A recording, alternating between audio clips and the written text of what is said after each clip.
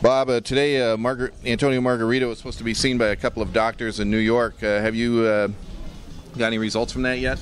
Well, he's had the first examination, and now he'll have an examination in approximately an hour and a half, something like that. And then the results will be sent to the New York Athletic Commission, and we'll have a decision on Tuesday. You're pretty confident that he's going to pass the exam? Absolutely. The doctor who did the surgery is the leading ophthalmologic surgeon in the world. He's opined that the eye is absolutely perfect and is in less danger of having an injury than a normal eye that hasn't had this surgery.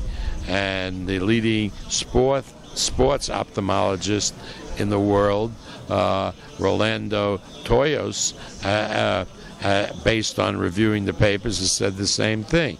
Now today in New York, two ophthalmologists, including the leading ophthalmologist from New York University, who is the president of the society that does the cataract surgery, will examine him and they will give their decisions. And we're as confident as we were in the beginning. The eye is fine. Is there any precedent in any other sports with athletes having this kind of operation? Absolutely. MMA guys, hockey players, yeah. You see, it goes back years ago when they said a boxer had a detached retina that he could never fight again. Mm-hmm. Well, Sugar Ray Leonard and his doctors provided evidence that that wasn't the case.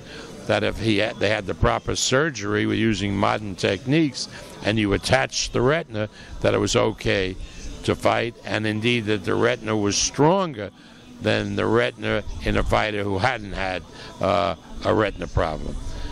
So now, just so many fighters who've had detached retinas and had it repaired are fighting, and that's correct. Well, this is the same type of thing with cataract surgery, because now using the devices that they have now and the state-of-the-art method, the lens that's implanted is stronger and is less likely to be dislodged than the lens in an eye that hasn't had surgery.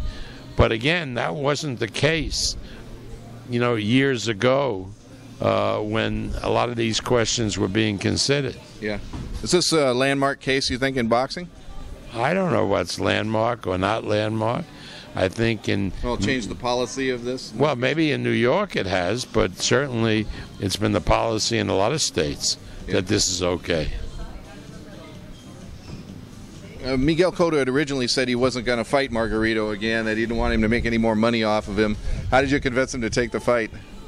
Well, I think that it was all well and good for Miguel to say that, but he's going to make a lot of money on this fight, and the best way he can deal with Margarito, if he suspects that Margarito was doing something wrong, is fight him, which he will on December 3rd. It was a real good performance by Julio Cesar Chavez Jr. Saturday. When can we expect to see him back? Well, it's certainly in the first quarter. Certainly in the first quarter. He's proven to be a real fighter.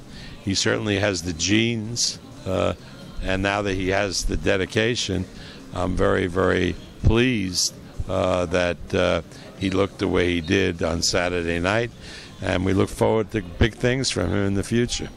Does he have a WBC mandated fight, or is he going to have another optional defense?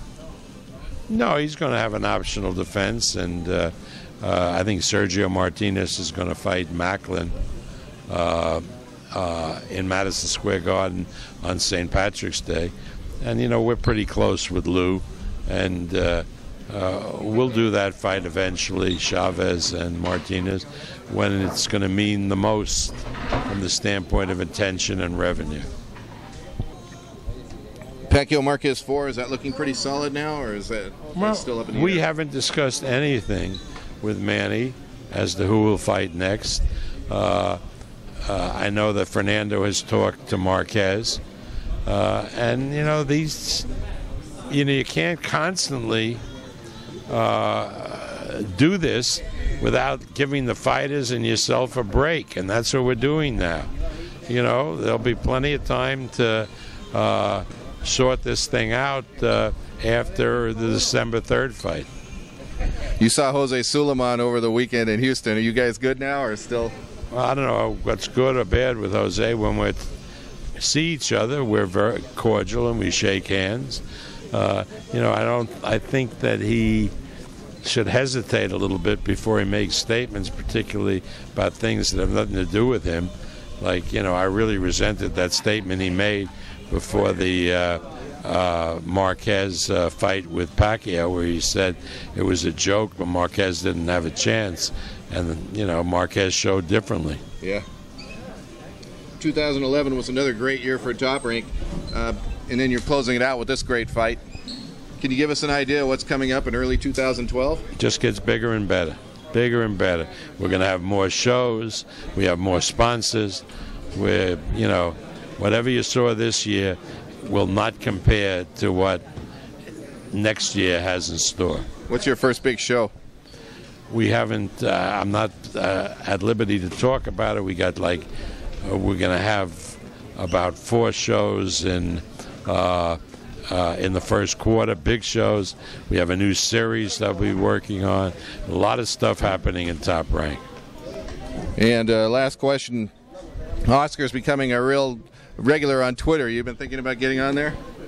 I'm going to be 80 years old, and I don't tweet, and maybe that's Oscar's future. He'll be the boxing tweeterer or something like that. But no, I don't pay attention to what he says.